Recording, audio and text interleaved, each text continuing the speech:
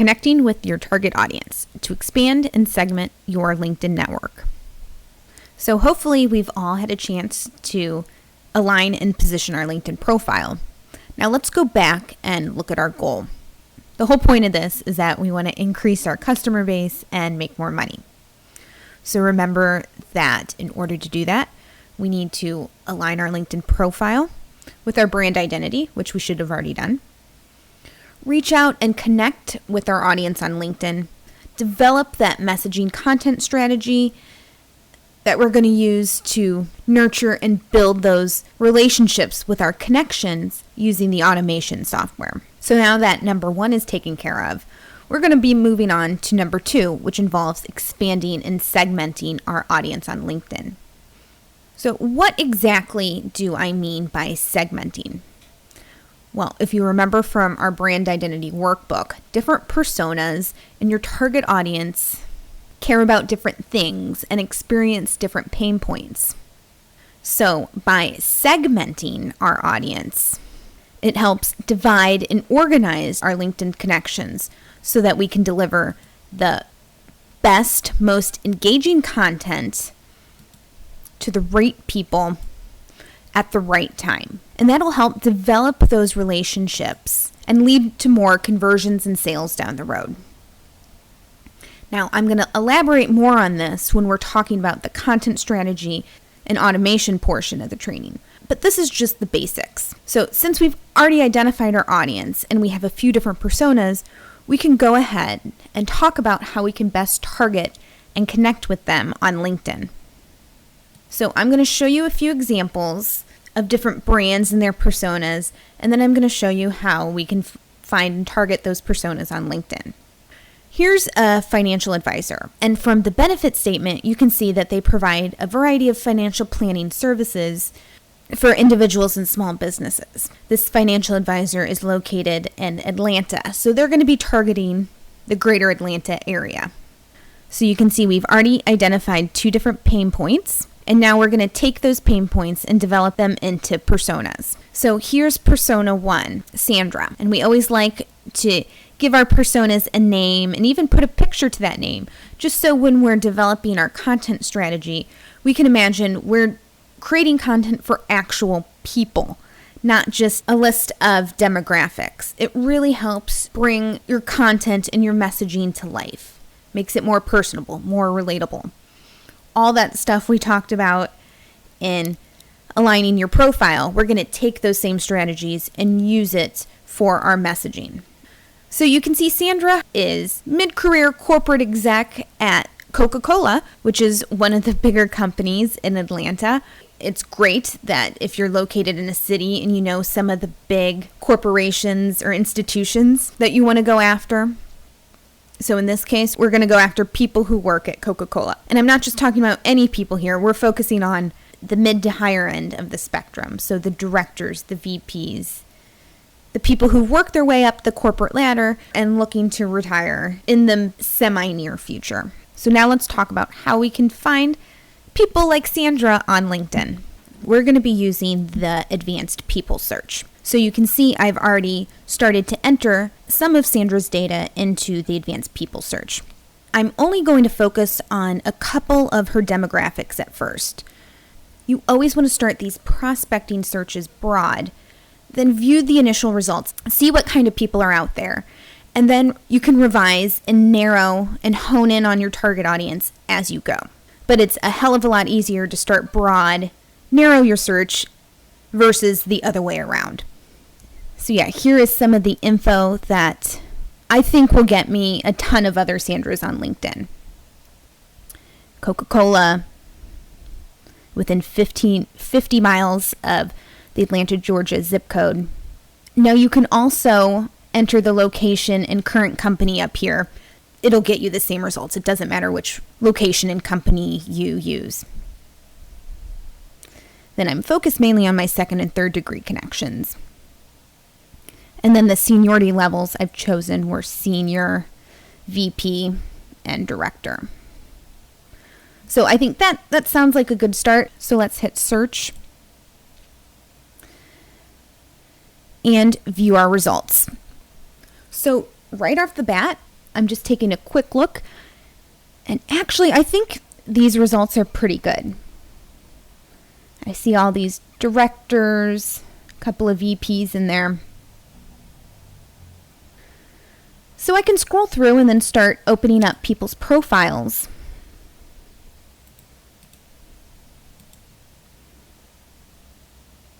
You can have a look through and see if they are in fact a good fit. We want to be as nosy as possible. This is good at determining not only if said prospect is a good fit. If they are a good fit, it helps you gain a greater understanding of what your audience is up to on LinkedIn. Are they posting on LinkedIn Pulse? What kind of keywords are they using in their summary? Let's go all the way down here.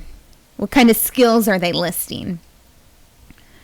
What kind of groups are they in? What kind of people are they following? The more you know about your target audience, the better. Then we can move on to the next person. Again, same thing. Look at their summary.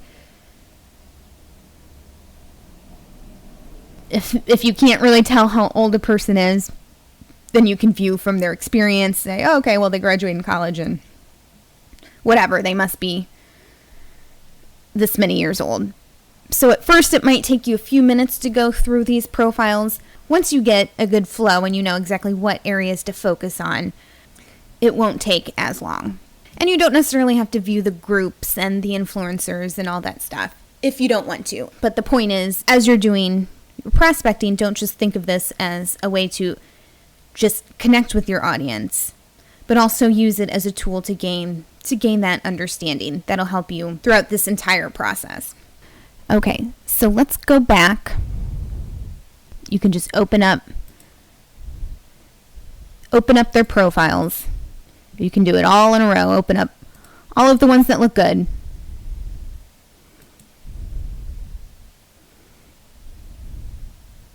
And then you're going to send them a connection request message. And so this connection request is going to be our first point of contact with these prospects. So we want to come off as, I've said it once, I'm going to say it again, friendly and personable. So having some sort of stock message that differs from the standard LinkedIn connection request message is definitely beneficial to have. So then I can just copy and paste it in here. Go to the next one, copy and paste, copy and paste. If I have 15 profiles up, I can just copy and paste the whole time, go all the way down the road. Then I can select friend. We always want to select friend in these cases. And then really, I prefer to copy and paste the name, but you could always type it out too.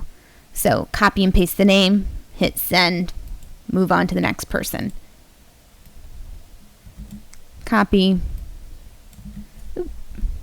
send, copy, friend, paste, send. So it might take a little bit of time to get in a good flow, but you get the gist. And so this is a great tool to use if your goal is to send out 1,000 connection requests at one time, or if your goal is to send out 10 a day, or maybe 100 a week. There's no right or wrong way to perform your database build. It really goes back to how many current prospects are in your first degree connections. So if you already have a ton of good connections, then there's no need for you to spend 3 days in a row trying to send out 3,000 connection requests. Or if your goal is to just continue expanding your network on an ongoing basis, make it a goal to say, okay, every week I'm going to send out 200 connection requests. So whether that's 40 a day, 200 every Friday morning, whatever. But pick whatever works best for you, what works with your schedule and your goals and your current network of LinkedIn connections. So let's move on to Persona 2, Ned. Now, Ned is the owner of a construction company in the greater Atlanta area.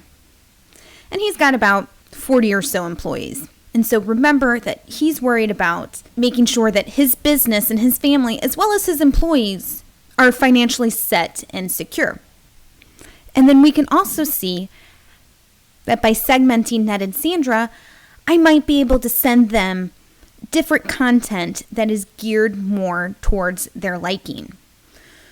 For instance, for Ned, I could send him stuff about how to teach fiscal responsibility to his employees, while I might send Sandra content that's geared towards people who are nearing retirement. Now, sometimes I can send them the exact same content. It's just good to see how you can divide up your personas and, when it's right, send them different pieces of content. So we're talking about getting the right content to the right people. Now let's try and find other Neds on LinkedIn. Okay, so I've entered in all my information: owner, zip code, industry, company size, and click search. So this initial search looks good, but I was hoping to get a little more people in this search results. So what are the things I can do to expand this number? I could increase my distance if I wanted to. I could add in any other industries that may make sense. See right there, that takes it up 100 more people. I could also increase the company size if I wanted to. I could even add another title to this. If I wanted to see all the owners or CEOs, I can, in all caps, type in "or," type in CEO. So yeah, that increases my number of results significantly. And then same thing, go through, open up people, open up any profiles that I want to take a greater look at, have a look through their profiles, see if they're a good fit, and then go back to your people search and open up the connection request message and send them to everyone who's deemed a good fit. Okay, I'm going to show you one more example. So this is a software providing company. Let's move quickly to Persona 1. So here's Jill. Jill is the CEO in the retail industry, and she's got a couple of pain points. She's super busy, doesn't know much about accounting, and she's also having trouble keeping her employee data safe and organized. Now, we don't have any specific keywords that we want to include in our search, but we know we don't want to include people who have any human resources or accounting experience. Those aren't the people we're going after here. So let's find more Jills on LinkedIn. Now, I entered in all the data that I think is necessary to get a good initial search. In order to eliminate those HR and those accounting people, I'm going to go up to keywords, and you can see I put a minus human resources. So I'm putting the human resources in quotes, eliminating all people with the phrase human resources. And then I've also entered minus accounting. So what I'm doing here is entering a Boolean search. That's Boolean. Now, it's similar to what I did with Ned when I searched for owners or CEOs. Feel free to look up more information on Boolean searches. They're a great tool to help you target your very best prospects. So I'm going to press search, and then same thing.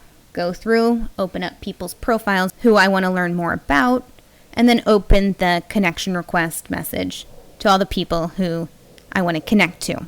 Okay, let's move on quickly to Persona 2, Lena. Now, Lena is the office manager at an engineering company. And so her pain point is that her company's new and they're extremely busy, and they don't have the money or the resources to hire full-time accounting or HR staff. So it's Lena's job to pick up the slack on the accounting and HR side of things. So let's go find Lena on LinkedIn.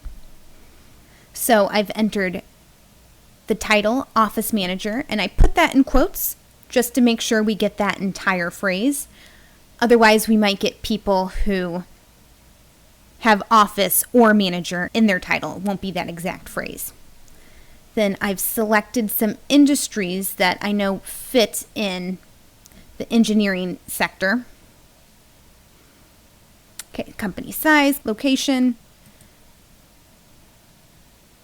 And I don't need to go through this again, but you know what to do.